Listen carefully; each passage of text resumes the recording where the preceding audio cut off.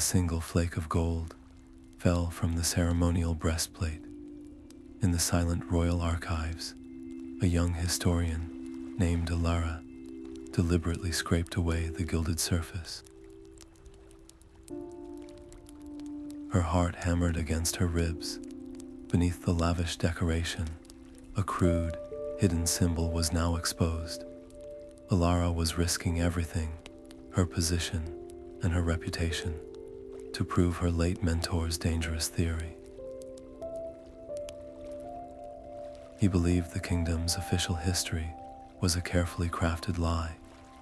This gilded armor was the key to uncovering a truth that powerful people wanted to stay buried forever. By the end of this story, you will understand how a single hidden mark can unravel an empire's greatest deception. We will uncover why these decorative plates hold more truth than any official record, and what happens when one person dares to challenge the story everyone believes. I would love to know if you are comfortable sharing where you are listening from and what the local time is for you right now. It is always wonderful to feel connected across distances. What do you believe is hidden beneath the polished stories we are told? The serpent's tail disappeared into its own mouth, a perfect, forbidden circle. Elara's hand trembled as she worked the solvent-soaked cloth over another inch of gilded surface, revealing more of the crude etching. This was the Ouroboros, a symbol of endless cycles, outlawed for centuries after the Great Unification. Its very existence here, beneath the king's own armor, was treason carved in metal. A floorboard creaked behind her. She froze, her heart leaping into her throat as she turned to see the tall, stern frame of head Archivist Kaelen silhouetted in the doorway. His gaze, usually one of mild disinterest, moved from her face to the open chemical kit, to the freshly exposed symbol on the priceless artifact. His expression shifted from curiosity to a chilling, cold disapproval. "You are defacing a royal treasure, Elara." His voice was dangerously quiet, each word a shard of ice. "This is not research. This is destruction." She stood her ground, her knuckles white as she gripped the edge of the worktable. "My mentor believed this armor was not made for the first king. He believed it was repurposed, its original history deliberately buried. The truth is under the gold, Kaelen. I am not destroying it. I am restoring its voice." Kaelen's eyes narrowed. He took a step forward, his shadow falling over the armor. "Your mentor pursued fables, and it cost him his standing. It seems you are determined to follow. Your access to the royal archives is suspended, effective immediately. All your notes are now the property of the crown." The threat was absolute, a guillotine falling on her life's work. In that moment, Elara understood the armor's secret was not just historical. It was dangerous. It was powerful enough that the mere suggestion of its true origin provoked immediate censorship. She could not back down. "The history we teach is a lie," she stated, her voice surprisingly steady. "And this proves it." With a sound of disgust, Kaelen turned and strode from the room, the heavy door echoing his departure. In the sudden, ringing silence, a new sensation prickled at the edges of Elara's awareness. A faint, almost imperceptible hum seemed to emanate from the metal itself, a subtle vibration that tingled in her fingertips. The armor was not just a silent witness. It was waiting. The hum was a lullaby. Elara pressed the resonator, a device of her own cobbled-together design, against the cold metal. Through the single earpiece, the steady pulse resolved into a distinct, haunting melody. It was the same tune her mentor would hum absently while working, a folk song from a region erased from modern maps. Her breath caught. This was not a random vibration. It was a message. Following the rhythm, she tapped the sequence back against the gorget. 3 quick pulses, a pause, then 2 more. A soft click answered her. A previously invisible seam split open on the armor's neck plate, and a tiny compartment, no larger than her thumb, sprang forward, revealing a tightly rolled scroll of parchment, brittle with age. Her hands shook as she carefully extracted it. The compartment began to slowly, silently retract. She had minutes, perhaps less, to take the original would be to destroy it, and worse, it would make her a thief no different from those who buried this truth. She scrambled for a blank folio and a graphite stick, her movements frantic in the dim light. She had to copy it, every strange character, every faded stroke. The sound of her own heartbeat was deafening in the silent archive, every creak of the old building feeling like a footstep. The parchment was covered in a script that was both beautiful and utterly alien, a language declared extinct by the Crown's own decree. Here was the proof. The armor's maker belonged to a people who were not supposed to exist. As the hidden drawer clicked shut, sealing the original away once more, Elara stared at her transcription. She now held a key to a door that powerful forces had welded shut. This single page could rewrite everything, and that made her a threat. Hiding the notes within a false panel in her satchel, a cold dread settled in her stomach. Her mentor's final, feverish words suddenly echoed with terrifying clarity. He had spoken of a place, a myth even among myths, called the Forge of Echoes. He insisted it held the other half of this story, the armor's twin. To go there was to walk into legend and into a danger far greater than the archives held. But the path was now the only one left to take. The path to her mentor's cottage was a memory overgrown with thorns and sorrow. Elara pushed through the clutching brambles, her cloak snagging on branches that seemed to reach for her. The royal guard had been seen near the university, asking pointed questions about historical research and missing artifacts. Every shadow in the alleyways had felt like a threat, every footstep an echo of Kaelen's warning. She had to move quickly. The small, stone cottage was exactly as he had left it, a silent monument to a silenced man. Inside, the air was thick with dust and stillness. She went directly to the hearth, her fingers finding the familiar loose floorboard with a practiced ease. Beneath it lay a simple, leather-bound journal, its cover worn soft with age. Her hands trembled not from fear, but from a profound sense of connection. This was his true life's work, the work he was ostracized for. Using the coded sequence he had taught her over years of shared teas and whispered theories, she pressed a pattern of dots along the journal's spine. A soft click, and the lock released. The pages within were a revelation. Detailed sketches of armor pieces, each with subtle variations on the Ouroboros symbol, filled the first section. They were not just drawings, they were identifications, like pages from a catalog of forbidden history. And then, tucked into the back, a map.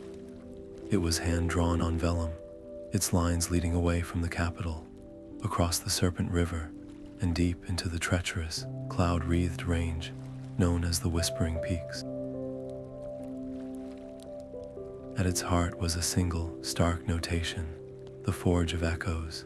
This was no myth, it was a destination. Holding the journal felt like holding a lit fuse. Her mentor's notes were explicit. The gilded armor was not a singular piece. It was part of a matched set, a distributed library of metal and memory, created by the lost culture to record true events in a way that could not be easily burned or rewritten. The kingdom's revered founders were not unifiers. They were conquerors who had systematically erased a people and their history to legitimize their own rule. Her quest was no longer just about academic truth. It was a challenge to the story that held the entire state together. To follow this map was to become an enemy of the crown. Wrapping the journal in oilcloth and hiding it deep within her satchel, Elara made her decision. She would go to the Whispering Peaks alone. She packed with a grim focus, gathering traveling clothes, dried food, and her few precious tools. It was as she fastened her cloak, ready to step out into the deepening twilight, that she saw it, faint but deliberate, carved into the wood of her own front door, was a symbol she had just spent the afternoon studying. It was a simplified Ouroboros, the serpent eating its tail. It was not a message of solidarity. It was a mark. Someone knew what she had found, and they were watching. The carved serpent on her door was a brand, marking her for the same fate as her mentor. There was only one person who could have placed it there, only one person who knew the symbol's significance and her connection to it. Elara found Kaelen not in the sterile halls of the archives, but at his private residence, a modest townhouse that smelled of old paper and solitude. She did not knock politely. She laid the copied parchment and a drawing of the doors marking on his reading desk, her voice low and sharp. Why are the archives a vault for lies, and why are you helping to guard it? He stared at the evidence, his stern facade crumbling into a profound and weary resignation. He did not call the guards. Instead, he let out a long, tired breath. I am not guarding it, Elara. I am trapped by it. He crossed the room to a simple wooden chest, retrieving a small object wrapped in faded velvet. Unfolding the cloth, he revealed a vambrace, a forearm guard. Its style was unmistakable, its gilded surface worn in the exact same pattern as the royal breastplate. With a precise twist, he activated a hidden clasp, and a compartment slid open, empty, but proof of its origin. This has been in my family for generations, he confessed, his voice barely a whisper, a burden passed down in silence. We were the keepers, the ones tasked with ensuring the armor's secret never saw the light. But the weight of this deception has become unbearable. His alliance was a sudden, shocking reversal. He offered her full, clandestine access to the archive's most restricted texts, the ones even heads of state were not permitted to see. He could fabricate a story about a research sabbatical to explain her sudden disappearance from the capital. The decision was a terrifying gamble. Trusting the man who had just days ago threatened to ruin her felt like stepping off a cliff. Yet, the look in his eyes was not one of cunning, but of a man finally releasing a breath held for a lifetime. She chose to trust him, forging a partnership where her relentless curiosity was now backed by his immense institutional power. It was a fragile truce, built on a foundation of shared peril. As they began their work in a hidden cellar beneath his home, Kaelen confirmed her deepest fears. Your mentor was not an isolated case, he said, unrolling a map dotted with small, discrete marks. These are other researchers, collectors, even low-level scribes who ask too many questions. They met with unfortunate accidents or simply vanished. By working together, we have just moved both our names to the top of that list. The danger was no longer abstract. They were accomplices now, their fates irrevocably intertwined. Late one night, cross-referencing the coded script with Kaelen's forbidden texts, a phrase suddenly unlocked. The translation was cryptic, a single line pointing toward a location in the Whispering Peaks, described only as the Gate of Wind and Stone. It was not much, but it was a direction. It was a start. Their path was now set, leading away from the city's false safety and into the heart of the untamed wilderness. The wind screamed through the jagged peaks like a vengeful spirit. Elara pulled her cloak tighter, the map a fragile shield against the mountain's raw hostility. Each step was a negotiation with the crumbling shale, their progress measured in inches and labored breaths. Kaelen, ever the pragmatist, tested every handhold, his strength a steady counterpoint to her focused determination. They were hunters in a landscape that seemed actively hostile to their presence. A rock slide, narrowly missing them just an hour before, as if the mountains themselves were trying to shake them loose. It was Kaelen who spotted the anomaly, a pattern in the chaos of stone and clinging ivy. He brushed aside a thick, frozen curtain of vines to reveal not solid rock, but a dark, narrow opening into the heart of the mountain. A triumphant smile had barely touched Elara's lips when the world erupted in thunder. The cliff face above them sheared away, a torrent of stone and ice, crashing down to seal the entrance behind them in a cloud of choking dust. The way back was gone. They were entombed. Panic was a cold claw in Elara's chest, but she forced it down, her voice steady as she lit a lantern. We go forward. The Forge of Echoes is in here. I know it. Kaelen argued for caution, for rationing their meager supplies and searching for another way out, his archivist's mind seeking order in the chaos. But Elara's resolve was forged from a different metal. We did not come all this way to be cautious, she stated, her eyes reflecting the lantern's flame. We came to find the truth, and the truth is never found by turning back. His protests died in his throat, replaced by a grim nod of acceptance. Her leadership, born of sheer conviction, was now their only compass. The cave system was a labyrinth of stone, and it was far from empty. The first trap was a sudden, sickening lurch of the floor beneath Kaelen's feet. Elara's shout of warning came just in time, her knowledge of archaic pressure plates, pulling him back from a pit lined with sharpened stone spikes. Another corridor was rigged with counterweighted stones that swung from the ceiling, silent and deadly. Each avoided disaster was a testament to their forced partnership, his physical reflexes saving them as often as her historical insights deciphered the dangers. These were not natural hazards. They were a deliberate defense system, a deadly welcome for any intruder, confirming they were on the right and incredibly perilous path. The air, once bitingly cold, began to lose its edge.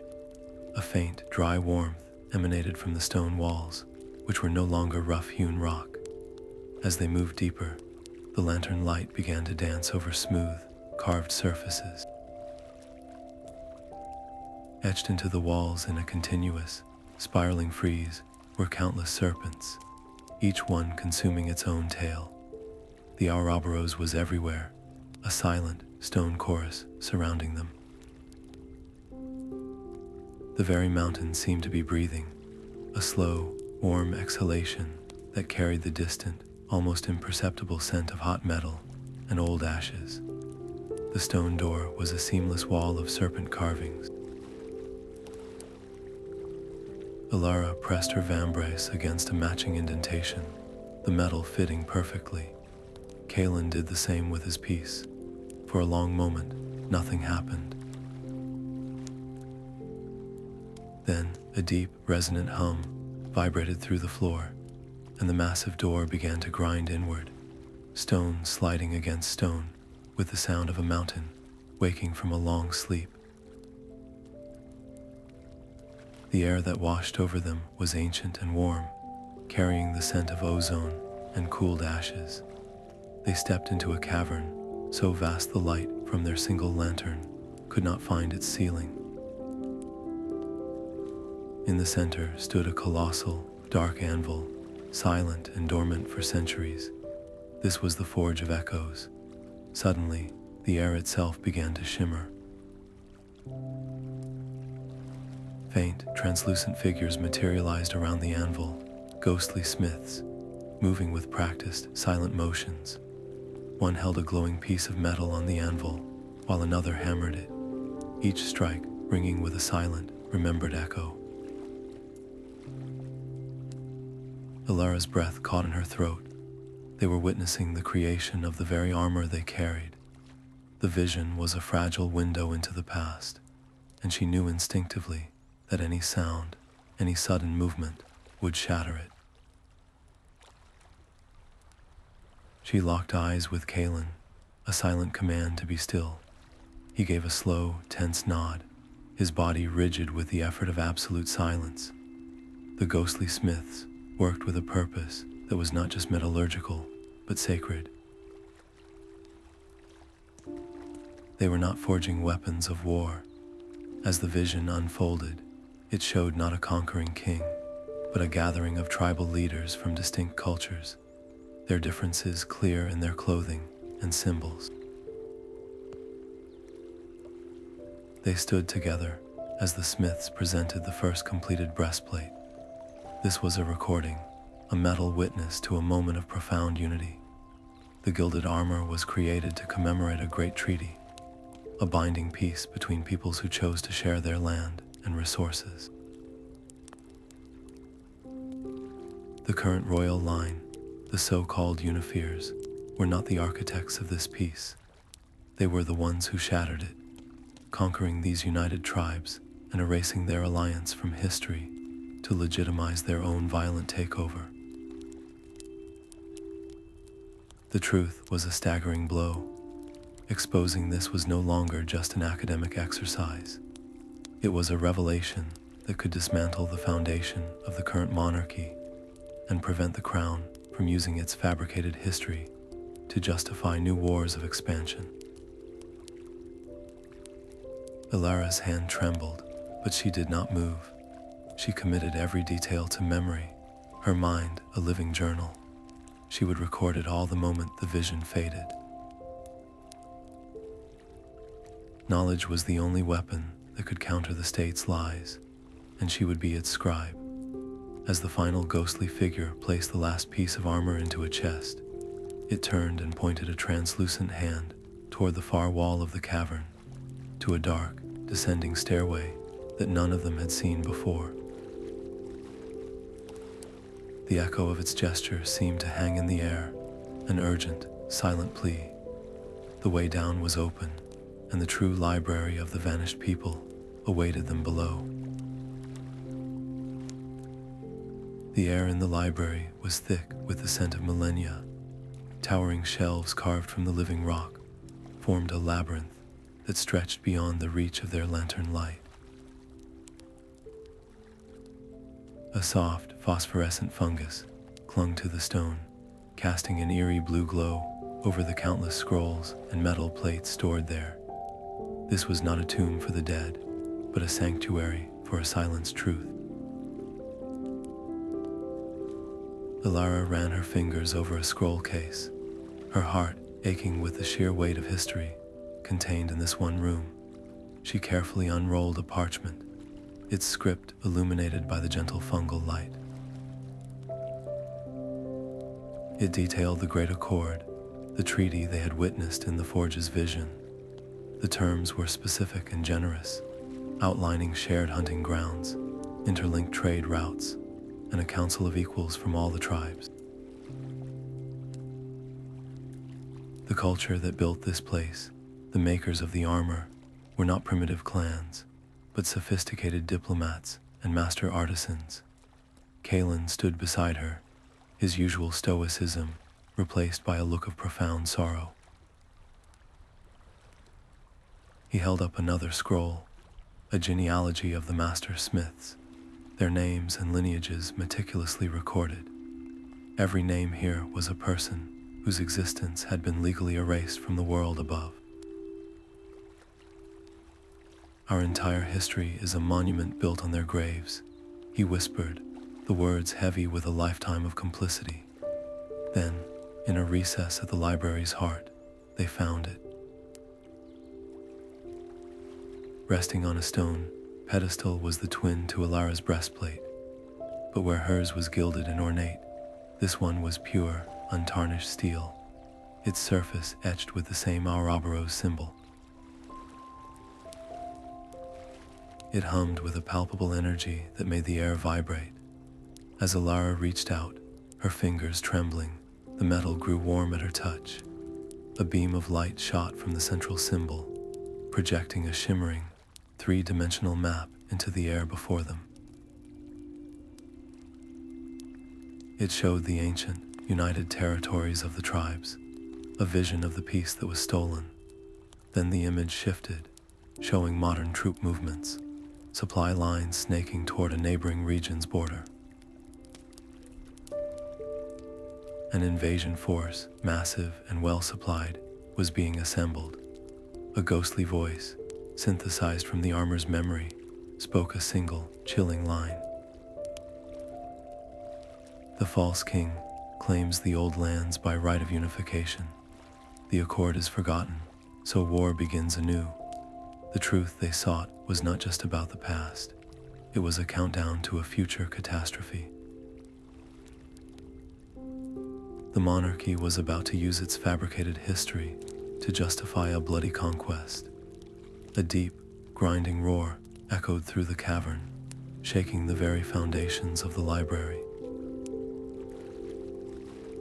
A massive shelf of stone toppled, sending a cascade of priceless scrolls and shattered rock onto the floor where they had just been standing. The ceiling was beginning to fail. "We have to go now," Kaelen shouted over the tumult, but he did not run for the exit. Instead, he began snatching scrolls from the nearest shelves, the most critical records of the Accord and the Smiths' lineages.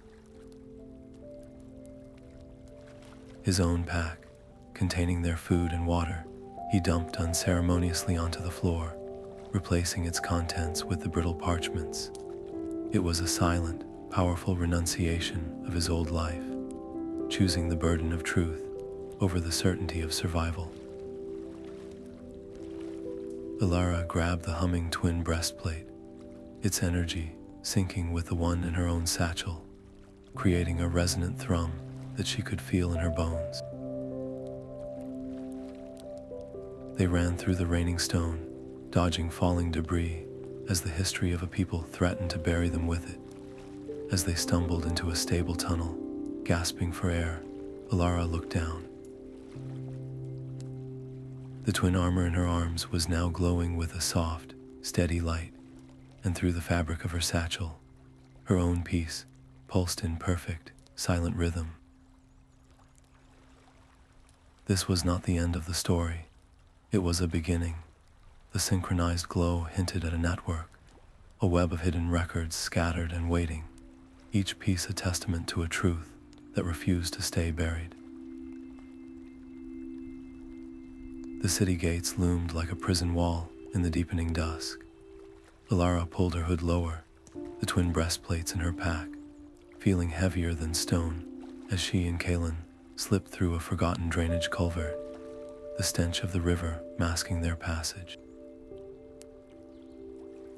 They moved through a capital transformed, its familiar streets now a maze of shadows and threat.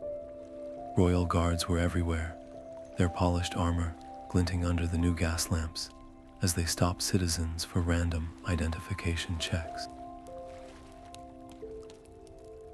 The air itself felt tense, charged with a quiet paranoia. Kaelen's safe house was a dusty, forgotten bindery in the old merchant's quarter, its scent of glue and old paper a strange comfort. They hid the twin armor and the most critical scrolls inside a hollowed-out printing press, the truth physically sealed away in a machine of words. "This is about more than justice now," Kaelen murmured, peering through a slat in the shutters at a patrol passing below. "They are not just searching, they are making a statement. They know we have something, and they are terrified of it becoming public." The decision of what to do next was a chasm between them. Kaelen argued for a direct, anonymous release of the documents to the public, a blunt force strike against the Crown's narrative. But Elara had changed in the mountains. The visionary forge and the silent library had taught her that truth, to be believed, must be verified, not just declared. "We cannot be the only voices," she insisted, her gaze steady. "If we shout this from the rooftops, we will be dismissed as heretics and traitors, and the truth dies with us. I have to take the scrolls to the Scholars Guild of the White Quill. They are neutral, respected across the continent. If they authenticate our findings, the Crown cannot so easily silence the story." It was a slower, more dangerous path, requiring her to expose herself to a wider circle, but it was a strategic move born of wisdom, not fear. It was the choice of a historian who now understood that facts need witnesses. The personal cost of that choice became terrifyingly clear the next morning. Kaelen returned from a cautious errand, his face ashen. He unrolled a small, printed broadsheet. There, below a royal seal, was a detailed description of Elara and a formal warrant for her arrest. The charge was high treason for the theft and desecration of royal artifacts. She was no longer a researcher on a forbidden quest. She was a fugitive, her face a name, now a target in every corner of the city she once called home. The danger was no longer an abstract political force. It was a noose waiting to be tightened. As the reality of her new life settled upon her, a soft tap came at the back door. A street urchin slipped a single, folded piece of paper through a crack and vanished into the alley. It was a message, written in a cipher she recognized from her university days. It was from a senior member of the White Quill Guild. The note was brief and direct. It requested a meeting at first light, in the city's oldest garden, the Sanctuary of Dawn, a place famously dedicated to reflection and peace. The symbolism was not lost on her. They were being offered a chance to speak in a haven built for quiet truth, even as the kingdom prepared for a war built on lies. The Sanctuary of Dawn was a pocket of defiant peace in a city, holding its breath. Morning mist clung to the manicured hedges, and the only sounds were the soft chime of water droplets falling from leaves and the distant, unnerving rhythm of marching boots. Elder Lynn of the White Quill Guild stood beside a still pond, her face a mask of serene patience that did not reach her watchful eyes. Elara's hands were steady as she unrolled the scroll of the Great Accord, the ancient script glowing in the soft dawn light. Then she placed the twin breastplates on a moss-covered stone. As the pieces drew near, they hummed in unison, and the air above them shimmered to life, projecting the ghostly vision of the tribal leaders sealing their pact of unity. Elder Lin's composure fractured. A single, sharp intake of breath was her only concession to shock.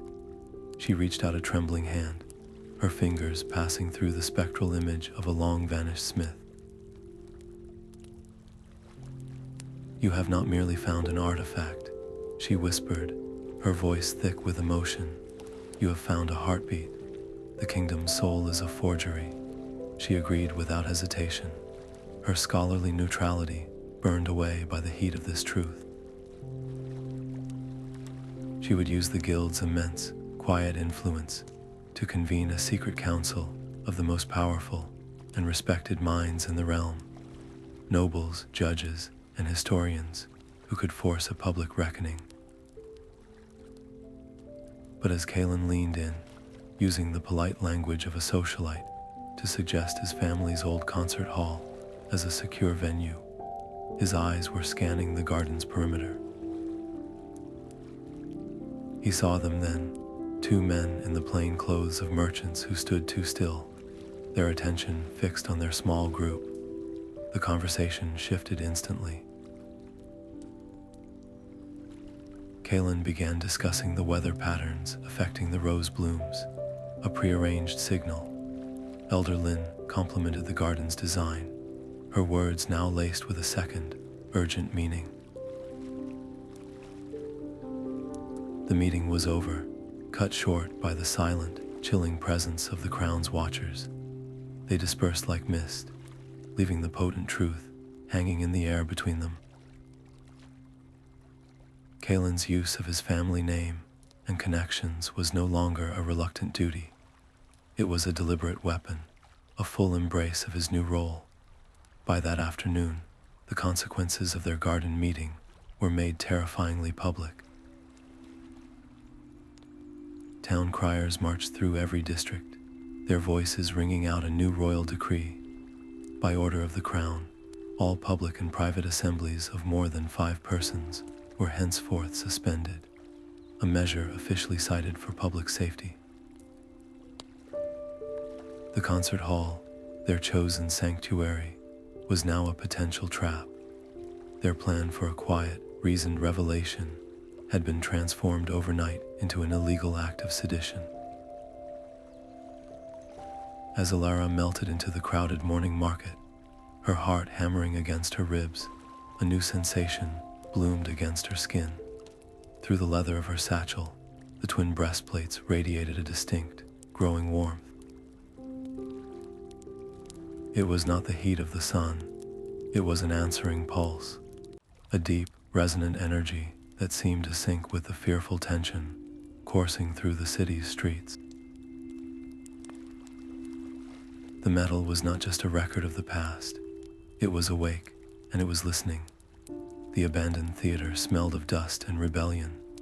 In the hushed darkness, Elara and Kaelen worked with a quiet urgency, unrolling the ancient scrolls of the Great Accord on a makeshift stage, while guild members stood watch at every entrance. The twin breastplates, placed at the center, hummed with a soft, waiting energy. One by one, figures slipped through a side door, their faces obscured by hoods and cloaks, their identities hidden but their intent clear. Dozens of them filled the creaking seats, a silent assembly of sympathetic nobles, foreign emissaries, and influential scholars, all risking everything to witness a history that could shatter their world. The air was thick with anticipation and fear. Elara stepped into the glow of a single lantern, her voice cutting through the tense silence. For centuries, we have been taught a story of glorious unification, she began, her words echoing in the cavernous space. But the truth is a story of broken promises. She reached for the armor, her fingers brushing the cold metal. At that exact moment, a thunderous pounding erupted from the main doors. The voice of the royal captain boomed through the wood, demanding immediate entry in the name of the crown and threatening arrest for all inside. Panic flared through the audience. Some rose to flee, But Elara stood her ground, her decision made in a heartbeat. "We do not stop," she declared, her voice ringing with a conviction that stilled the room. "Let them see what they are so afraid of." She pressed the sequence on the twin breastplates. A collective gasp rippled through the theater as the air above the stage shimmered, projecting the ghostly, three-dimensional vision of the tribal leaders sealing their treaty.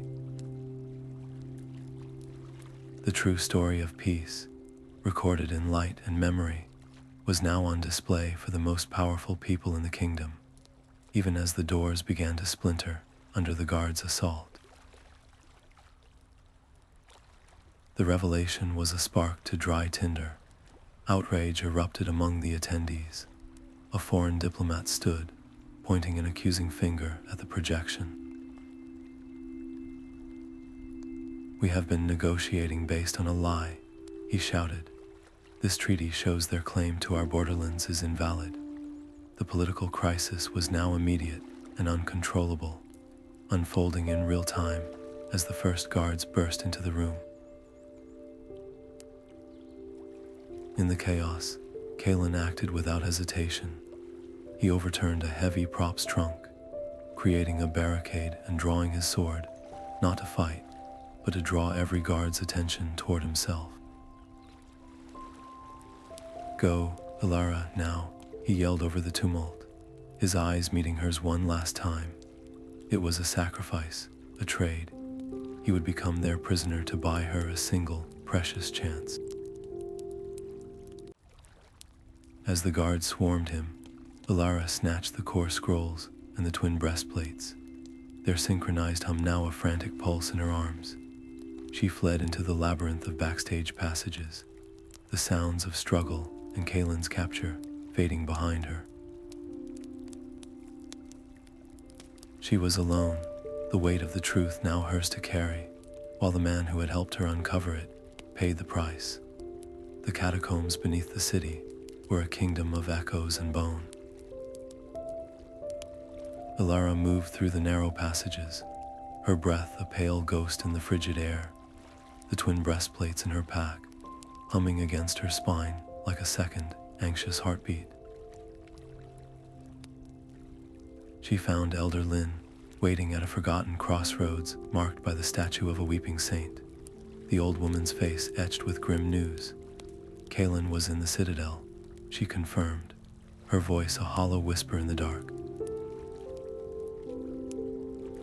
The crown had scheduled his execution for dawn, a swift and public end, meant to extinguish any spark of dissent his capture might have inspired. He was to be silenced before he could ever speak in his own defense. The choice before Elara was a brutal one. She could take the scrolls and the armor and flee the city, carrying the truth to a safer shore where it could be shared with the world. It was the logical path, the one that preserved the evidence, or she could attempt the impossible, a rescue that would almost certainly see her captured or killed alongside him. Her decision was immediate, born not of logic, but of a debt that could not be measured. He bought my freedom with his own. I will not abandon him to their justice. Rallying the small, brave cotter of guild members and the few sympathetic guards Elder Lin had quietly recruited, she laid out a desperate plan. They would use the city's old maintenance aqueducts to access the citadel's lower foundations, a path known only to historians and rats. It was a gamble that relied on surprise and the hope that not every heart in the guard was loyal to the crown's lie. The rescue was no longer a clandestine operation.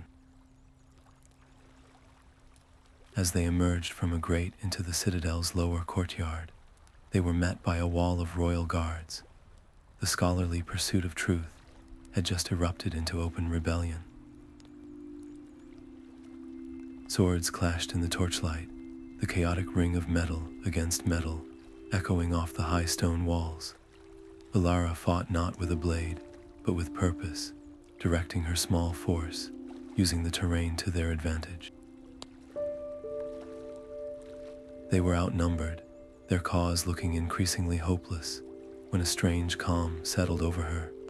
As they pushed toward the inner keep, a powerful vibration surged from the pack on her back, a resonant energy that traveled up her spine and into her very bones.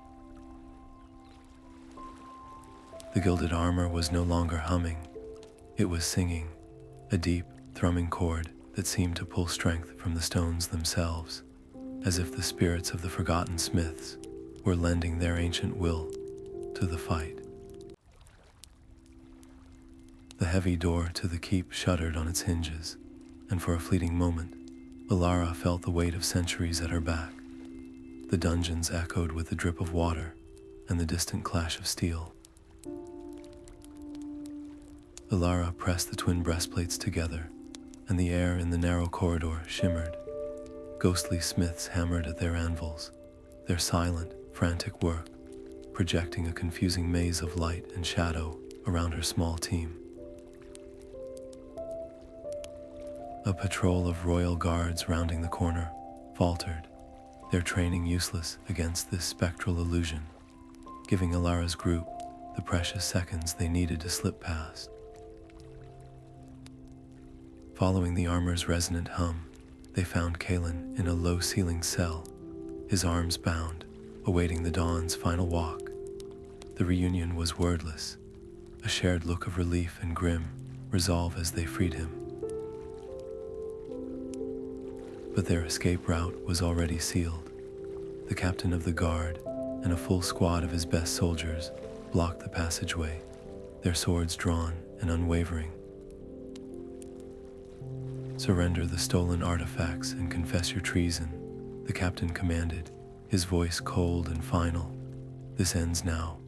A tense silence fell, broken only by the flicker of the dying holograms. Elara did not raise a weapon. Instead, she met the captain's stern gaze and spoke with a calm she did not feel. "You serve the crown out of honor. You love this kingdom. But do you serve a lie?" She activated the armor once more. This time, the vision that bloomed between them was not of smiths, but of the great accord itself. The tribal leaders clasping forearms, mapping shared territories, their faces etched with hope, not conquest. "This is the country you swore to protect," she said, her voice cutting through the tense air. "Not a kingdom built by a single conqueror, but a peace woven from many threads. The crown is about to start a war based on a story that never happened. Is that the legacy you will enforce?" The captain's knuckles were white on his sword hilt, his eyes locked on the vision of a united past his king had called a myth. His entire career, his very sense of duty, was being unmade before him. "Let them take me," Kaelen said, stepping forward, his voice rough but clear. "My life for their freedom and the truth." Elara moved to block him, her hand on his arm. "No," she stated, her tone leaving no room for argument. "We stand together. We always will." That simple declaration, a bond forged in archives and mountain caves, seemed to be the final weight on the scale. The captain's face was a battlefield of conflicting loyalties. Then, with a sharp, frustrated sigh, he did the unthinkable. He lowered his sword and gestured sharply to his squad. "The eastern postern gate is unguarded for the next 5 minutes," he muttered, his eyes avoiding theirs, staring at the floor as if he could not bear to watch his own treason unfold. "Go, now." The act was a seismic crack in the foundation of the crown's power. If its own captain of the guard could be swayed by the truth, who else might follow? Slipping through the dark city with the cool night air on their faces, Elara and Kaelen knew the quiet war was over. The captain's defiance had opened a door, and they had to lead the charge through it. The final confrontation would not be in hidden libraries or dark dungeons, but in the full, unforgiving light of day. Dawn broke over the city square, painting the high walls of the royal palace in hues of rose and gold. Elara stood on the base of a weathered statue, Kaelen a steadfast presence at her side, as a sea of faces, awakened by whispers and urgency, gathered in the cool morning air. She held the twin breastplates high, with a resonant chime that silenced the murmuring crowd. A beam of light shot forth, projecting the vision of the great accord onto the pale stone of the palace itself. There, for every merchant, soldier, and child to see, were the true founders of their nation, a council of diverse leaders forging a peace that had been stolen from them. A collective gasp turned into a roar of outrage and recognition. The lie that had underpinned their entire lives was laid bare on the very walls built to protect it. Royal guards moved to disperse the gathering, their commands lost in the surge of the crowd.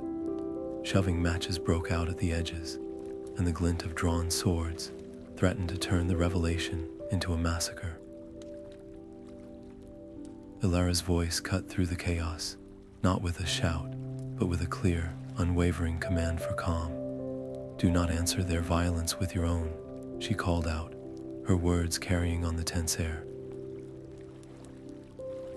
"They rule with fear because they have no truth. We have the truth. Let our unity be our weapon. Show them the peace we are demanding." Her call for peaceful resistance was a moral gamble, a plea to channel raw anger into unshakable resolve. It was a decision that transformed her from a fugitive into a leader. People began linking arms, forming human chains against the advancing guards, their voices rising in a unified chant for justice. The sight of citizens standing firm, armed only with their collective will, created a crisis of conscience within the ranks. One guardsman, then another, and then a dozen, lowered their weapons and stepped back, refusing to attack the people they had sworn to protect. The monarchy's response was swift and severe.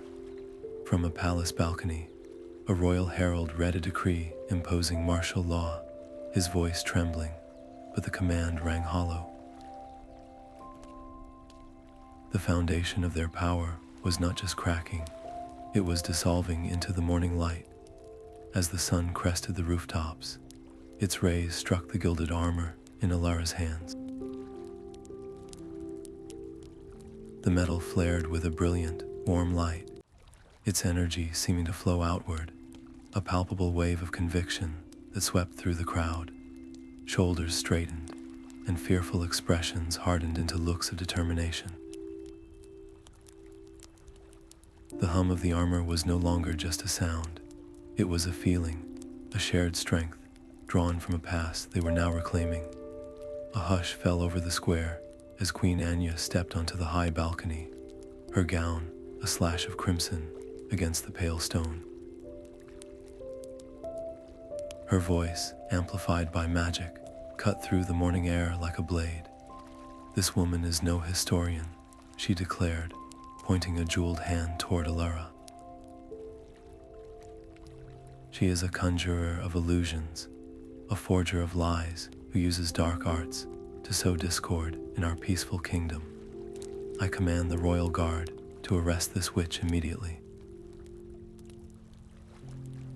Her words were a masterstroke of political theater, designed to reframe a crisis of truth as a problem of public order. The crowd's unified resolve fractured instantly.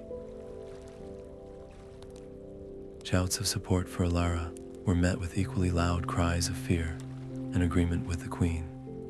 The square became a cacophony of conflicting loyalties, a volatile tinderbox waiting for a single spark. Elara felt the weight of that moment, the dangerous tilt toward chaos. To respond with anger would be to prove the queen's point. to turn this awakening into a riot. She took a steadying breath, her voice carrying without the need for magical amplification, fueled by pure conviction. "Witchcraft cannot inscribe parchment, Your Majesty," she called out, holding up the brittle scroll of the Great Accord. "And it cannot forge the hands of master smiths." She activated the twin breastplates once more. The ghostly vision of the tribal leaders reappeared, but this time, Elara focused the projection on the intricate clasps and unique tooling marks on their ceremonial armor. These are the same metallurgical techniques, the same artistic signatures found on the royal regalia in your own vault. The history is in the metal itself. It is a record that cannot be lied about. Her rebuttal was a shield of pure logic, deflecting the charge of witchcraft with undeniable physical evidence. Yet the standoff held, balanced on a knife's edge. It was then that Kaelen moved to stand fully beside her, his posture straight, his voice clear and resonant with a final, painful resolve. "I was the head archivist of the Royal Archives," he declared, his words ringing in the sudden quiet. "For my entire life, I helped guard this lie. I helped bury the truth that Elara has risked everything to uncover. She is no witch. She is the only one telling us what is real." His public renunciation was a quake that shook the very foundations of the crowd's doubt. This was not a rebellious outsider, but a pillar of the old order, breaking ranks to side with truth. The balance in the square visibly shifted, the undecided faces now hardening with new conviction. Queen Anya's composure shattered.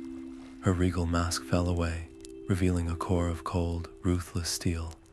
"You think this is a debate?" she sneered, her voice dripping with contempt. "You are a mob waving parchment against an empire."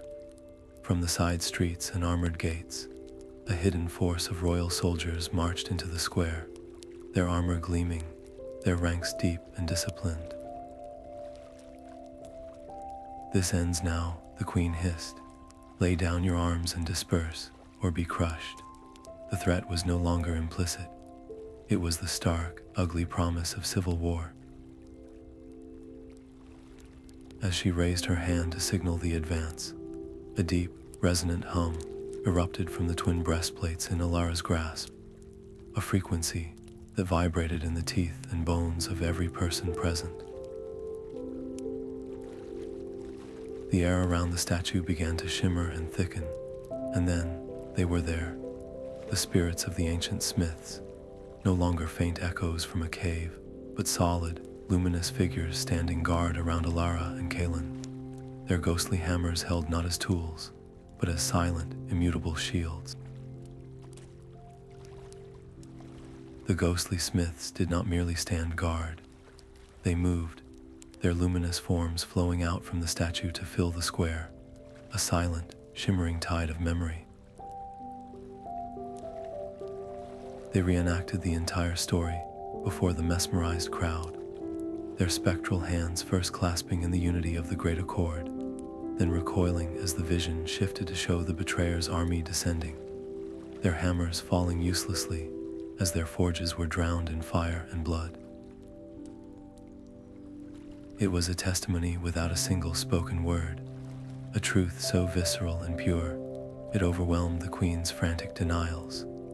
The front lines of the royal guard, who had moments before been ready to charge, now faltered. Swords were lowered. One guardsman, his eyes wide with awe, dropped to one knee, bowing his head to the ancient spirits of the land his uniform claimed to represent. A wave of similar gestures followed, a ripple of deference that turned the military formation into a scene of reverence. The Queen's authority, built on a story, crumbled into dust before a better one. Enraged and desperate, Queen Anya shrieked at her most loyal soldiers. "Strike them down. They are phantoms. Destroy them." A handful of loyalists lunged forward, their blades slicing through the luminous forms of the smiths. But the steel passed through without resistance, leaving the ghosts unharmed and the soldiers stumbling, their attacks rendered utterly futile. The stalemate was surreal, a confrontation where one side held all the power of violence and the other held all the power of truth. In that suspended moment, Elara stepped forward, leaving the protective circle of spirits. She walked calmly toward the base of the palace balcony, her gaze locked on the seething monarch. She did not raise her voice. "You can still choose how this ends, Your Majesty. Step down. Acknowledge the true history of this kingdom. You can be remembered as the queen who ended the lie, not the one who died defending it." This offer of mercy, extended to the woman who had condemned her and executed her mentor, was a profound act of strength. It was the philosophy of the accord itself, applied in the most difficult circumstance imaginable. But the queen, cornered and stripped of her power, saw only final defeat. With a cry of pure fury, she drew a jeweled dagger from her gown and leaped from the balcony, not toward Elara, but toward the twin breastplates resting on the statue. If she could not control the truth, she would destroy its physical heart. The blade descended in a shining arc, aimed directly at the ancient metal. As it struck, the armor did not shatter. It erupted in a blinding, white-hot light, a protective energy that deflected the dagger and sent it clattering across the stones. The glow intensified, pulsing from the breastplates and washing over the crowd. Then the light coalesced, focusing on a single, unassuming woman standing near the front, a member of the Scholars Guild who had helped smuggle the scrolls. A final, intricate symbol bloomed upon her hand, a living mark that mirrored the one on the armor itself. The spirits of the smiths all turned in unison and knelt. The true heir was not in some distant land. She had been living among them all along, a keeper of records who now held the legacy of a peace that was never truly lost, only forgotten. A stunned silence held the square, broken only by the fading hum of the armor. All eyes were fixed on the young woman, Liana, as the ancient symbol glowed upon her hand. She looked down at her own skin, her face a canvas of shock and dawning recognition. She was not a queen in waiting, but a quiet apprentice from the archives, a woman who had spent her life preserving the very records that had just vindicated her bloodline. Then a single royal guardsman, the same captain who had allowed their escape, slammed his fist to his chest in a salute and knelt. The gesture was a wave. Soldiers and citizens, nobles and commoners, fell to their knees as one, their allegiance shifting in a single, breathless moment from the palace balcony to the woman standing humbly among them. Queen Anya's power, which had seemed as solid as the stone walls around her, evaporated into the morning air. "You would install this librarian," she spat, her voice trembling with a mixture of fury and desperation. "This is madness. She rules nothing but her own guards, the men sworn to protect her person, now moved with a new purpose. They did not draw their swords against the crowd. Instead, they turned to their former monarch, their expressions grim with resolve. By your own order, Your Majesty," the captain stated, his voice carrying across the silent square, "we are to arrest any who spread seditious lies against the crown. The evidence presented here is irrefutable. You are under arrest for high treason against the true history of this kingdom. It was a brutal, poetic justice. The queen was taken into custody by the very institution that had propped up her rule, a clear signal that honor had finally triumphed over blind loyalty. All eyes then returned to Liana. She looked from the kneeling crowd to Elara and Kaelen, her initial shock hardening into a quiet, formidable resolve. She did not climb onto the statue or demand a crown. She simply raised her voice, clear and steady. I am Liana, daughter of Elara, no relation, a descendant of the signers of the Great Accord, she declared. I make only one promise today. The gates of the archives will be thrown open.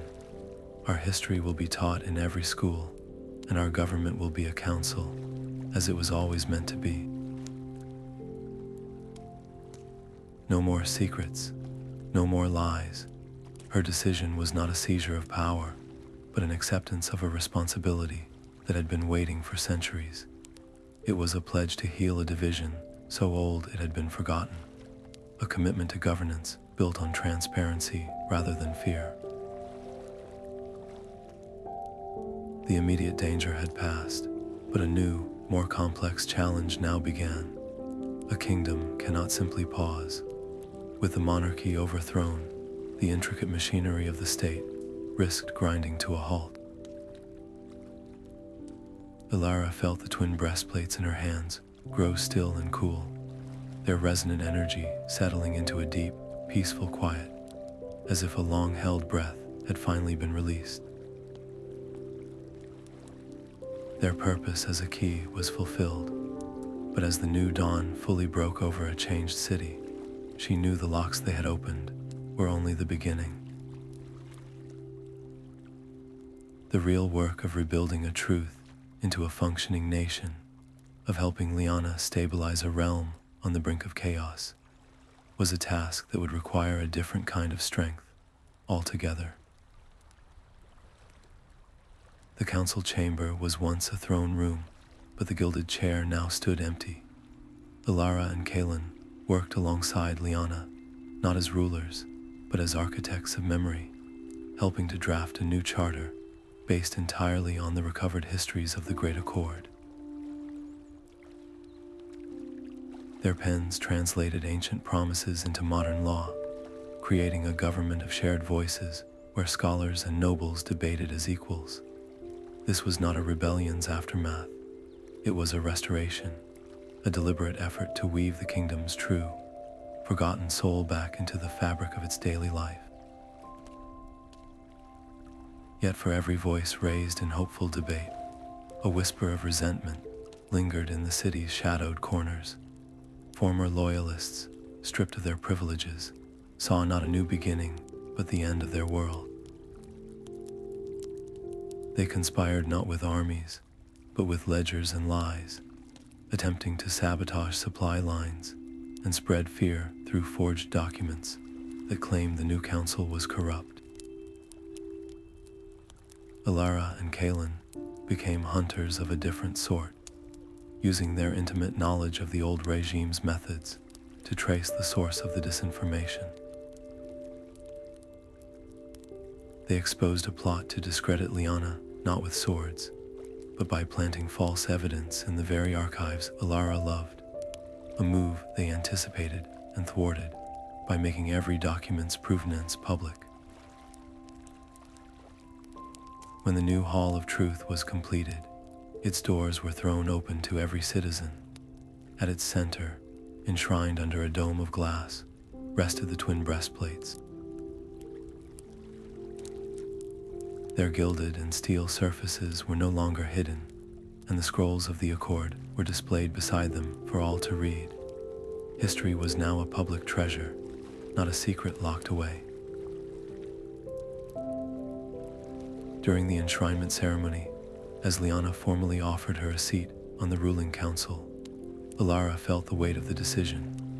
She looked from the hopeful faces in the crowd to the silent armor, and then to the vast archives waiting beyond. She smiled softly and shook her head. "My place is not in making the laws, but in safeguarding the stories that inform them," she said. "I will return to the archives as head historian." Our greatest shield against tyranny is a people who know their own past. The kingdom's fragile stability now hinged on this monumental task of education, a slow, patient process requiring vigilance against the old lies that still echoed in some hearts. As the ceremony concluded, a familiar, soft hum emanated from the enshrined armor, a gentle vibration that seemed to settle peacefully into the stones of the new hall. Elara, feeling its resonance, looked up into the crowd of celebrating citizens. There, for a fleeting moment, she saw him, her mentor's spirit, standing quietly at the back, his face finally, peacefully, smiling. The public square filled with a different kind of energy now, one of curiosity instead of anger. Elara stood at a simple wooden lectern, her mentor's restored journal open beside her.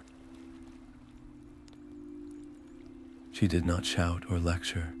She simply read his words aloud, his elegant theories about the armor and the lost accord, while Kaelen displayed the corresponding scrolls and artifacts for all to see. People listened in rapt silence, their faces a mix of shock and dawning understanding as the pieces of their stolen heritage finally clicked into place. The man they had been taught to dismiss as a mad heretic was posthumously celebrated as a visionary. His name was formally cleared by the new council, and his work became the core text for the kingdom's revised historical curriculum, ensuring that every child would grow up knowing the true origin of their nation. Of course, not every voice joined the chorus of acceptance. A small but vocal group of hardline traditionalists gathered outside the old palace walls, protesting what they called the desecration of their glorious history. They clung to the comforting, simplified story of a single unifying king, but their shouts were drowned out by the overwhelming majority of citizens who flocked to Elara's lectures, hungry for the complex, beautiful truth of their shared past. It was a quiet revolution of the mind, one classroom and one public square at a time. Kaelen worked tirelessly beside Elara, his redemption etched in every new policy he helped draft. He used his deep knowledge of the archive's old, secretive systems to dismantle them, creating a new charter that mandated absolute transparency. No document would ever be locked away again, no scroll deemed too dangerous for public eyes. His partnership with Elara became the engine of this reform, a living testament to the change they had fought for. Their success did not go unnoticed. Emissaries from neighboring kingdoms, who had long been fed a similar diet of state-sanctioned history, began to arrive with cautious questions. They took copies of the Accord and the methodologies for uncovering such truths back to their own lands, sparking a quiet, international awakening. The ripple of one uncovered lie was now spreading across the continent. One afternoon, while organizing a newly donated collection from a noble family who had secretly preserved artifacts of the old tribes, Elara unpacked a crate of decorative plates. They were beautiful, ceremonial pieces, their surfaces inlaid with polished stone and what appeared to be simple, abstract patterns. But as she ran her fingers over the cool metal, she felt a familiar, almost imperceptible hum. Tilting one plate toward the light, she saw it. The patterns were not abstract at all. They were a script she had never seen before, a language of spirals and angles that told a story completely unknown to her. The quest was over, but the discovery had just begun. The The Hall of Truth was not a silent monument, but a living conversation. Elara and Kaelen walked among the visitors, their voices mingling with the gasps of citizens who saw the ghostly smiths of the Great Accord hammer their pact into being right before their eyes. A farmer, his hands still dusty from the fields, pointed at the projected map of shared hunting grounds, his face alight with the realization that his family's ancestral land rights were not a privilege, but a promise made centuries ago. This was history unfolding not in dusty books, but in shared air, rebuilding a nation's trust, one revealed truth at a time. The very transparency that had been a crime under the old crown was now the bedrock of the new council's authority. It was in this atmosphere of fragile hope that a cry of outrage shattered the calm. An elderly noble, Lord Valerius, was wrestled to the ground by a vigilant city guardsman, his frail hands clutching a scroll he had torn from its display. "You do not understand," the old man pleaded, his voice cracking with a desperate grief. "This record proves my family did not betray the Accord. We were framed by the old king to seize our lands. My grandfather died a traitor's death for a crime he did not commit." The entire hall fell into a stunned hush. All eyes turned to Elara. This was the first true test. Would this new era of truth resort to the old ways of punishment? Elara knelt, helping the trembling noble to his feet. She did not call for his arrest. Instead, she gently took the scroll from his grasp and addressed the watching crowd. "A truth that is only available to some is no truth at all," she declared. "Lord Valerius will have his hearing. He will present his evidence before the full council, and his family's name will be judged by the same standard we apply to our founders." Her decision was a powerful demonstration that justice was not about vengeance, but about restoration. The public's trust, which might have fractured at the sight of a privileged noble receiving special treatment, instead deepened, seeing that even the powerful were now subject to the light of evidence. The incident became a catalyst, proving that unearthing one lie often revealed others tangled beneath it. Within a week, the council established a formal Truth and Reconciliation Commission, a body dedicated to investigating historical grievances and offering a path for clemency in exchange for full disclosure. It was a monumental step, an acknowledgement that building a true future required healing the wounds of the past, no matter how painful. As the hall filled with the soft glow of the evening lamps, the gilded armor at its center seemed to drink in the atmosphere of cautious hope. Its surface gleamed, not with the cold light of treasure, but with the warm, steady promise of a witness that would never again look away. The old archives echoed with a new sound, the eager voices of students. Elara moved among them, a patient guide, as they learned to handle fragile scrolls and decipher the subtle hum of ancient metal. Liana proved to be her most gifted pupil, her natural connection to the past, allowing her to unlock meanings others missed. This was Elara's true legacy, not just a restored history, but a living tradition of questioning. Her students soon branched out on their own, one discovering a mislabeled treaty that clarified a border dispute, another finding a hidden locket that held a lost folk song from the old tribes. Each small correction was a stitch, mending the torn fabric of their national identity. Then the rains failed. A harsh drought tightened its grip on the kingdom, and the young council faced its first true crisis. Cracks appeared not just in the earth, but in public trust. Angry whispers spread through the dusty streets, blaming the new focus on ancient history for angering the old gods or distracting their leaders. Why dig up old bones when our fields are dying now? They demanded. Elara heard the fear in their voices and knew this was a battle for the very soul of their new era. She stood before the worried council and made her case.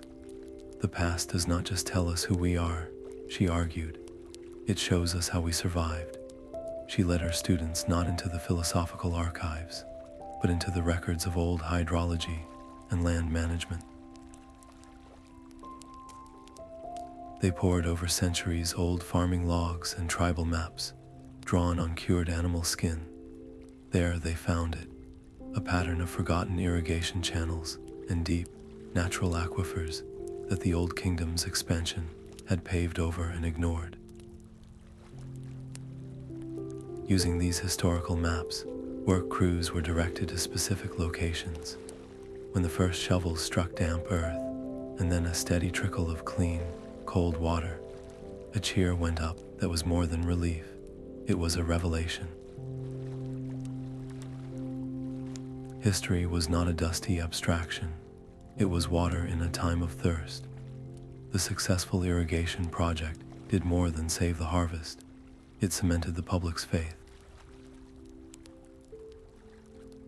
The council's authority, once based on a revolutionary idea, was now proven by practical, life-saving results. Doubters fell silent, and the people saw that understanding their land's true past was the key to securing its future. During the subsequent harvest festival, the mood was one of profound gratitude and unity. As Elara walked through the celebrations, her path naturally led her to the Hall of Truth. She stood before the enshrined armor, its surface glowing softly in the lantern light. It was then she saw it, a detail that had not been there before.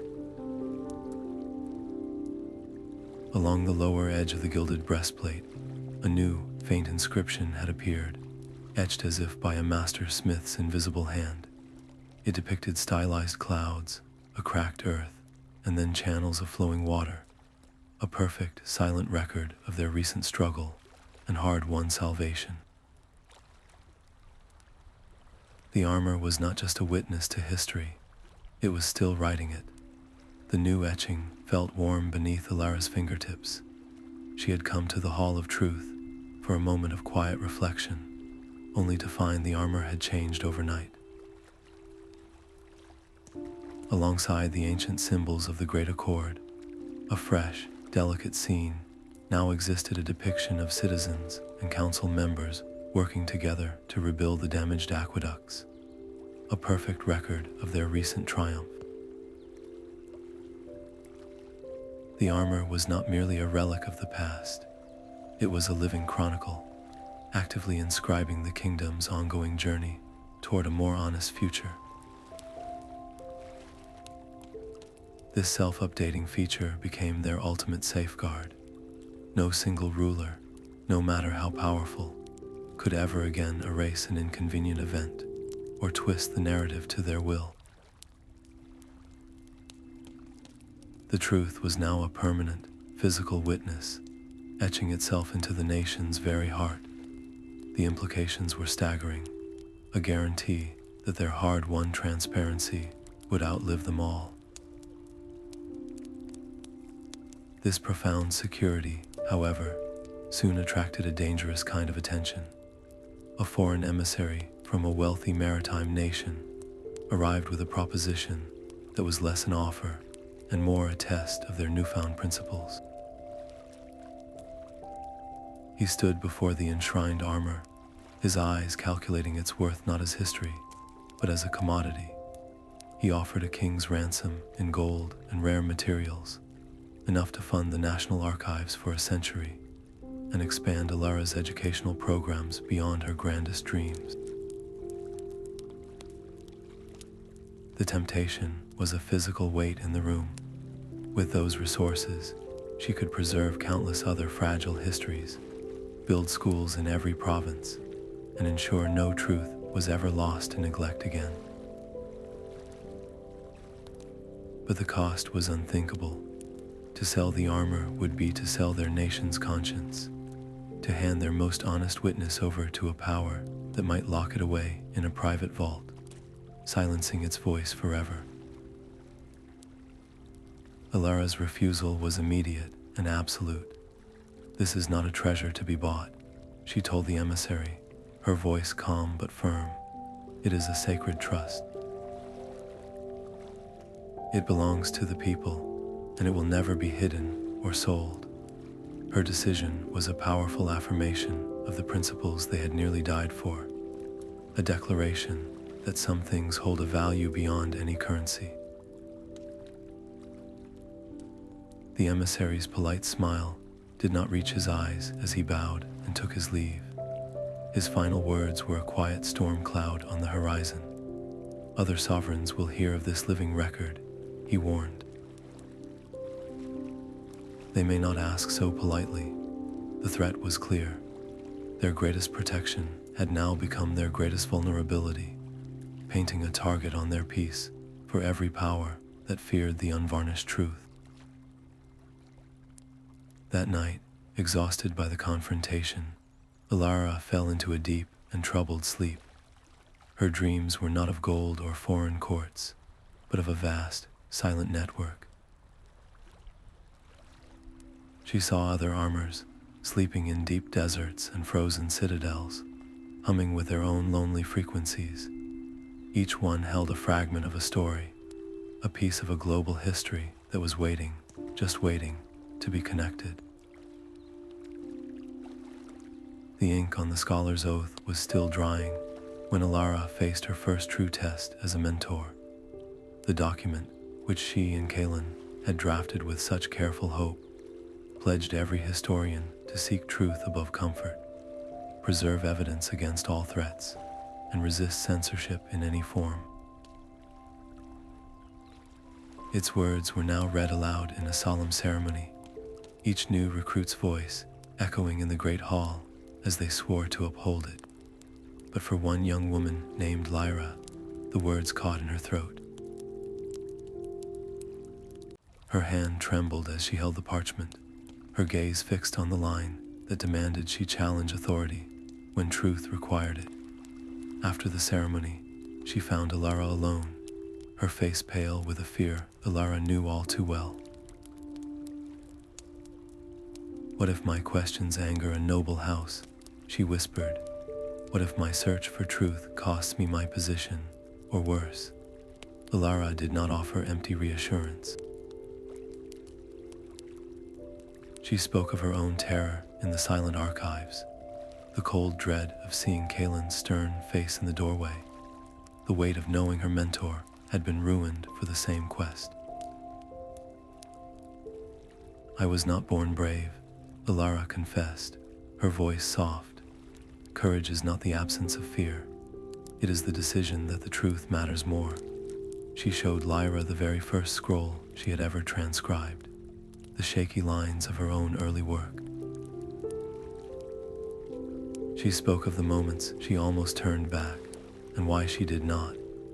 This mentorship was the living heart of the oath, a passing of the torch that transformed abstract principles into a shared, human struggle. Lyra, armed with this newfound resolve, threw herself into her work. Her first independent discovery came while cataloging a noble family's donated papers, a task many considered mundane. But she remembered the oath, to examine every piece of evidence with fresh eyes. Tucked inside the lining of a dusty ledger, she found a hidden letter. Its contents were explosive, a missive from the old king's spymaster that explicitly framed a minor lord for treason, a crime for which the lord and his heirs had been executed and their lands seized. The evidence was undeniable, and it implicated a powerful duke who was a direct descendant of that spymaster.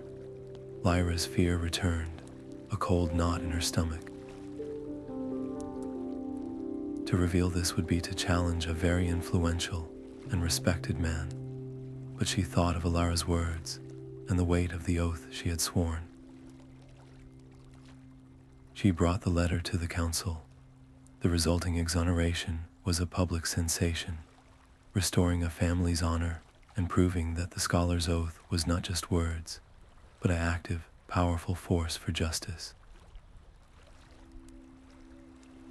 It inspired a new wave of historians to look more deeply, to question more bravely. When the next class of recruits stood to take the oath, Lyra stood among them, her head held high. As she spoke the final words, a soft, clear chime resonated through the Hall of Truth. It came from the gilded armor at the center of the room, a single, approving note that seemed to hang in the air, welcoming another guardian to the eternal cause of memory. The chime from the armor was a call that echoed across borders. Elara knew their single truth was not enough to secure a peaceful world, so she began writing letters. She reached out to scholars in every neighboring kingdom, sharing not just the story of their discovery, but the very methods they had used to uncover it. She detailed how to listen for the hum of worked metal, how to decipher pressure plate traps, and how to recognize the subtle iconography of suppressed cultures. Most importantly, she offered the Gilded Armor's living chronicle as an open model, a template any nation could adapt to create its own unchangeable record. The response was a flood of cautious hope and shared fear. From mountain fortresses and coastal libraries, keepers of fragile truths began to whisper back. A cross-border alliance was born, a network of truth seekers sworn to prevent historical manipulation and build peace on a foundation of shared, verifiable knowledge. They called themselves the Weavers, menders of the torn fabric of the past.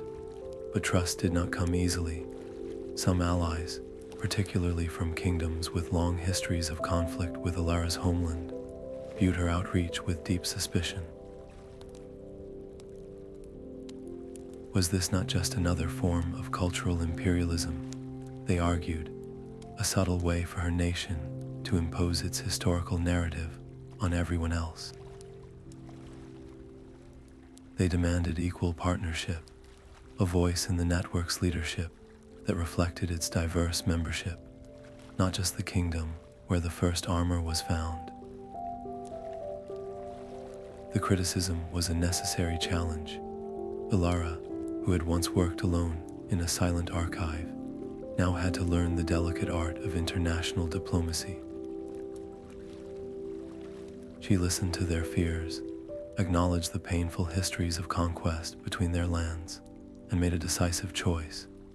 She agreed to dissolve her singular leadership, establishing a rotating council where representatives from every member kingdom would guide the network's work. No single voice would ever dominate their chorus. This diplomatic growth was put to the test almost immediately. The network's first joint project was to create a shared, public archive of all historical border treaties between their nations. For centuries, these documents had been locked away, their terms deliberately obfuscated to fuel distrust and justify military buildups. When the Weavers published them side by side, a startling clarity emerged. A long-standing territorial dispute between two member kingdoms was revealed to be based on a clerical error in a copied treaty from 300 years prior. The potential for conflict evaporated overnight, replaced by embarrassed laughter and a commitment to redraw the maps according to the original, agreed-upon terms. The value of their cooperation was no longer theoretical. It had just prevented a war. During the first official summit of the Weavers, held in a neutral city, the mood was one of triumphant collaboration. Elara stood before the assembled scholars, her heart full, watching old adversaries debate not with weapons, but with shared manuscripts. It was then a messenger, dusty from the road, pressed a sealed scroll into her hand. The message was from a desert scholar she had corresponded with for months. It was brief and urgent. They had found it, he wrote, a piece of the network, sleeping under the sands. An armor fragment, humming with a lonely, waiting song. It was calling her to a new adventure, one that stretched beyond forests and mountains, into the heart of a sun-scorched sea of dunes. Packing for the desert was a lesson in subtraction. Elara filled her travel chest not with books, but with lightweight linens, water skins, and a carefully wrapped case of her most essential tools. Each item was a conscious choice for survival in a land of sun and secrecy. By day, she studied the desert kingdom's complex social codes and harsh geography, and by night, she drilled her most promising student, Elara, on the archive's most delicate procedures. "You are not just keeping shelves in order," Elara told her, placing a hand on a stack of newly translated tribal songs. "You are guarding the soul of our nation. Trust your instincts as I have learned to trust mine." Kaelen found her at dawn, already reviewing a map of shifting dunes. "I am coming with you," he stated, his tone leaving no room for debate. "My knowledge of statecraft and old treaties could prove invaluable, and frankly, after a lifetime spent preserving a lie within these city walls, I wish to help uncover a truth outside of them." His decision was a quiet earthquake, a final, personal declaration of his new life. Their partnership, forged in peril, would now face the crucible of a foreign land. Liana, however, saw only the void their absence would create. "You are the foundation everything is built upon," she argued, her voice tight with a ruler's anxiety. "What if there is another crisis? What if the traditionalists see your departure as a weakness and move against us?" Her fears were a mirror of Elara's own, the eternal conflict between the call to explore and the duty to protect. Elara's response was to lead Liana to the Hall of Truth. Under the soft glow of the morning light, she did not give a speech. Instead, she gently took Liana's hand and guided it to rest upon the cool, humming surface of the gilded armor. Its familiar vibration pulsed against their palms, a shared sensation of memory and promise. "It does not need my protection anymore," Elara said softly. "It needs your wisdom. This is your kingdom now, Liana, and you are more than ready to lead it." The gesture was a profound passing of the torch, a transfer of guardianship that acknowledged Liana not as a student, but as the true heir to the peace they had fought for. Their farewell on the bustling docks was a mixture of strained smiles and unspoken fears, a moment where hope and concern warred in every embrace. The desert kingdom was a legend of buried cities and unspoken laws, a place where outsiders were often never seen again. This journey would test their hard-won skills on a stage where their past victories meant very little. As their ship caught the wind and pulled away from the harbor, Elara stood at the rail, her gaze fixed on the distant, gleaming dome of the Hall of Truth. It stood as a beacon against the sky, a testament to a foundation they had built with truth and sacrifice. She felt a quiet confidence that it would hold, strong and waiting, until they returned with a new piece of the world's hidden story.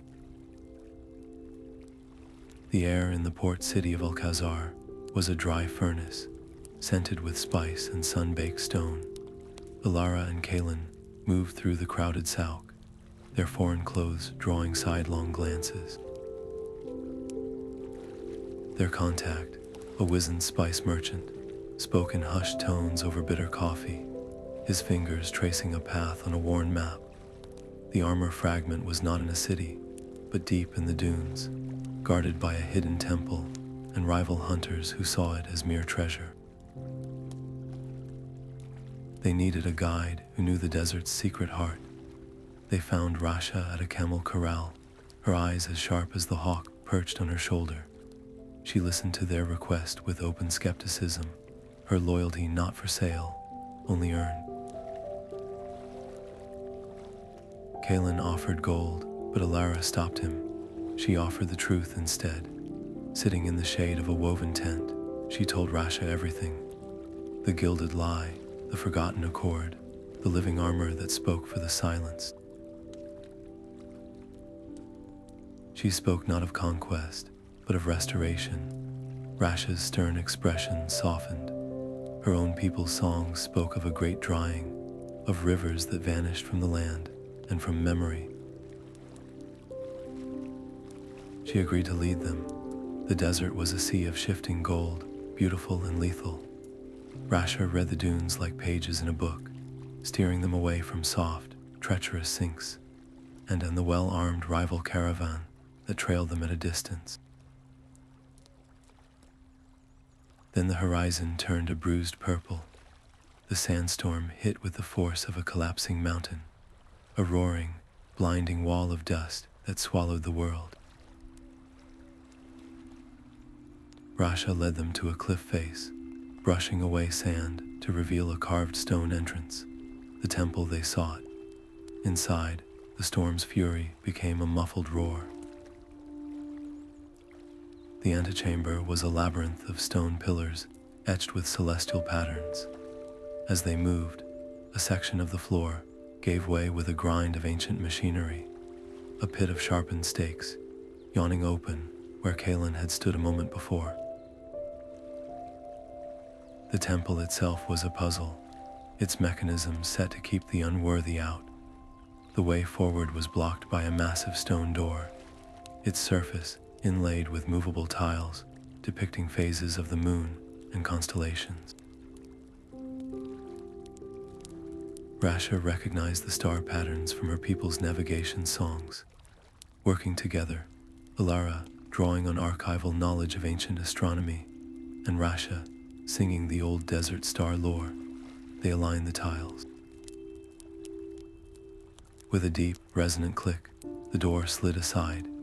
The inner chamber was a perfect, silent cube, and there, on a stone pedestal, rested the desert armor, a single, curved pauldron of dark, weathered steel, its surface etched with patterns of winding rivers and oasis blooms. As Elara approached, a ghostly voice, dry as ancient parchment, whispered from the metal. It spoke of a great aquifer, a hidden sea beneath the sands, its location lost when the old keepers were scattered. This was not just a historical record. It was the key to saving the desert people from the creeping famine that threatened them. The stakes were now immediate and devastating. Elara lifted the pauldron. It was cool and heavy in her hands.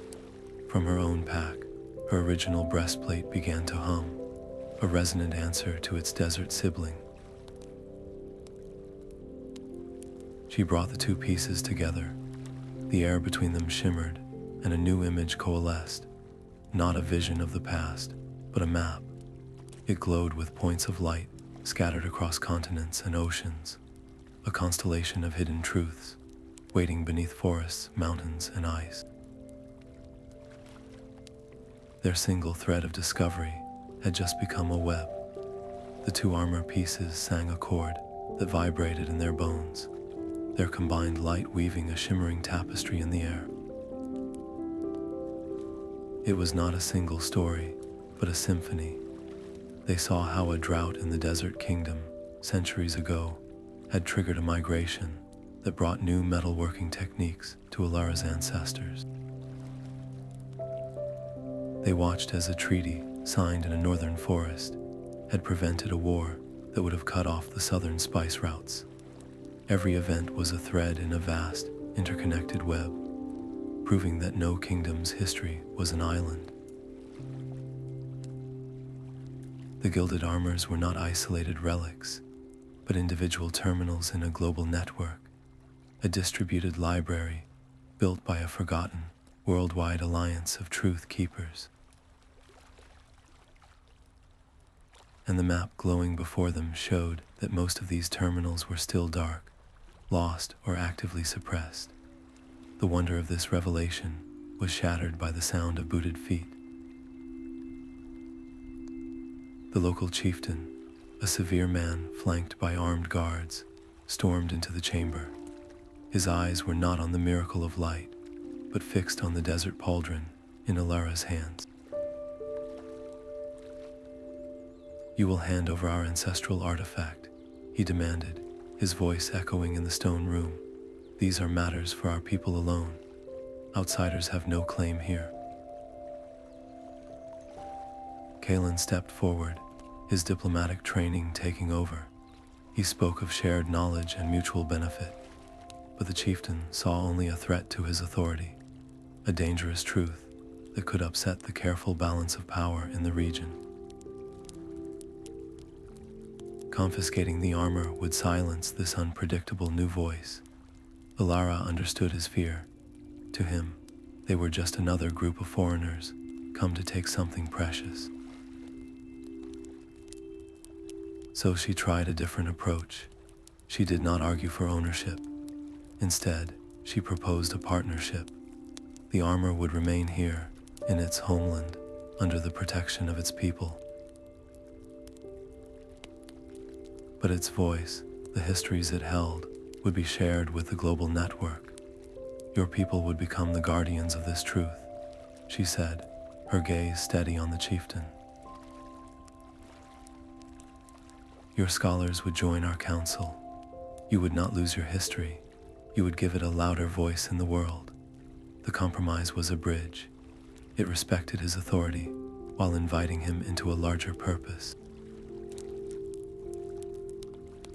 After a tense, silent moment, the chieftain nodded. "The artifact stays, but we will send a keeper to your council." The alliance was sealed, adding the desert kingdom's strength and ancient wisdom to their growing network. It was a monumental victory. Yet, as the chieftain's guards secured the temple, Rasha approached Elara with a grim report. The rival hunters who had trailed them were not mere treasure seekers. "They asked no questions about gold or jewels," she said, her voice low. "They only wanted to know if the artifact could be melted down, its memory erased completely." The threat was no longer just suppression.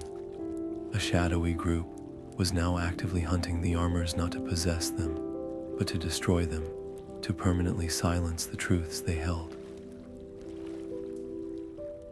Standing there with the weight of a newly forged alliance on one shoulder and the chilling news of a dedicated enemy on the other, Elara felt the scale of her role shift irrevocably. She was no longer just uncovering lost histories. She was a warden in a silent, global war against forgetting, and the front lines were now everywhere. The shadowy figure stepped from behind a stone pillar, his face illuminated by the glowing map. He was not a brutish mercenary, but a man whose eyes held the same scholarly intensity as Elara's own. He held up a hand, and his hunters lowered their weapons. "My name is Eris," he said, his voice calm and resonant with a deep, unsettling conviction. "I was once a keeper of records, just like you. I have seen what truth does. It festers, it divides, it gives every old wound a voice to scream with for eternity." He gestured to the shimmering projection. "This network you seek to awaken will not bring peace. It will ignite 1,000 new wars over grievances best left buried. My mission is not destruction. It is mercy, a clean slate for humanity, free from the poison of the past. Elara's heart hammered, not with fear, but with a profound sadness. She recognized the pain in his words, the weary logic of a man who had seen history used only as a weapon. She understood his argument because she had felt its pull in her own darkest moments. "But you are wrong," she replied, her voice steady. "A clean slate is just another kind of lie, one that leaves us rootless and doomed to repeat every mistake." She did not argue with him. She showed him. She brought the desert pauldron and her own breastplate together, and the temple filled with light. This time, the vision was not of glorious treaties or simple truths. It was a raw, unvarnished tapestry of their intertwined histories. They saw the brutal conquests of Elara's ancestors, the villages burned by the desert tribes in retaliation, the betrayals, the famines, the long, dark winters of hatred. It was painful to witness, but the vision did not stop there. It showed the first, hesitant trade caravans crossing the border after a generation of silence. It showed healers from the desert sharing water, saving techniques with the mountain folk during a great drought. It showed a marriage between a noble's daughter and a tribal chieftain's son, a union that sealed a fragile peace and created a new hybrid culture whose art and music now enriched both lands. The history was not clean, but it was whole. It proved that reconciliation was not the absence of conflict, but the hard, patient work that came after it. The truth was not the wound, Elara said softly as the last images faded. It is the medicine. Erasing it does not heal the scar, it just makes us forget the lesson. Eris stood motionless, the certainty draining from his face, replaced by a dawning, overwhelming clarity. The ghostly spirits of the desert smiths, the keepers of this very record, materialized around him. They did not accuse him. They simply stood as silent witnesses to the full, complex story of their people, a story he had been willing to erase for their own good. He looked from their luminous, patient faces to the determined hope in Elara's eyes, and the last of his resolve shattered. His shoulders slumped, not in defeat, but in release. "The clean slate," he murmured, "is the greatest tyranny of all. It presumes we are not strong enough to bear our own story." He ordered his hunters to stand down, and then he knelt, not to Elara, but to the armor. "I have spent years trying to silence these voices," he confessed. "Allow me to spend the rest of my life helping to amplify them." His surrender was not an end, but a new beginning. In that moment, Elara saw the full arc of her own journey reflected in him. She had started as a solitary skeptic in a silent archive, believing truth was a thing to be dug up and proven. Now she stood in a desert temple with a former enemy, a desert guide, and a reformed politician, united as keepers of a living, breathing memory. She was not just a historian anymore. She was a weaver, mending the torn fabric of the world, one painful, beautiful, and essential truth at a time. The Hall of Truth's foundation stones were relayed to encompass the entire city block, its new wings reaching out like open arms. Elara did not retire within its walls. She ignited them, transforming a national monument into a global institute where scholars from every corner of the world could bring their artifacts and their fractured stories. Here, a carefully preserved tribal drum sat beside a merchant's encrypted ledger, each item a vital piece in the sprawling puzzle of their shared human history.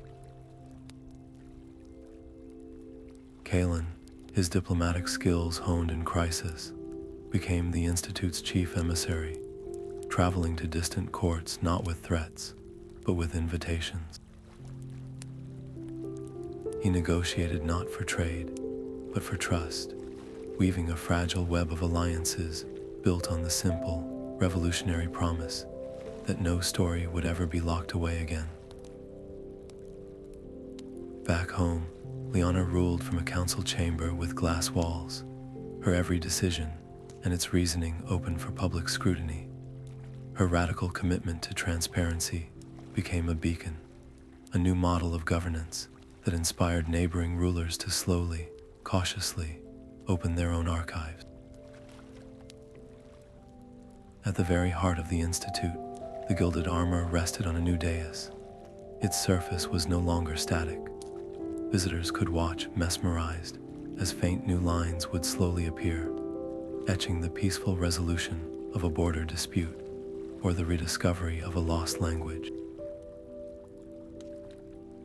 It was a silent, ever-vigilant guardian, a constant reminder that a lie could never truly take root where the truth was so visibly, tangibly alive. Elara often walked the quiet halls in the evening, her footsteps echoing not in emptiness, but in a chorus of preserved voices. She would pause by a particular manuscript, sensing the faint, familiar warmth of her mentor's presence in the careful script. The work was never truly finished, she knew. New challenges would always arise, new lies would attempt to take root in the shadows, but the chain of truth, forged in a moment of desperate courage and passed from hand to hand, remained unbroken. The next seeker was already here, somewhere in the bustling halls, a young student staring in wonder at the humming metal, ready to take up the mantle when the time came.